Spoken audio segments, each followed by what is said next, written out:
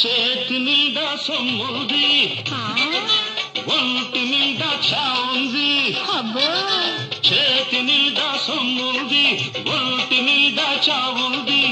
రెండు ఉన్న గండడి తోటి రేతిరంతా జాతర ఉంది.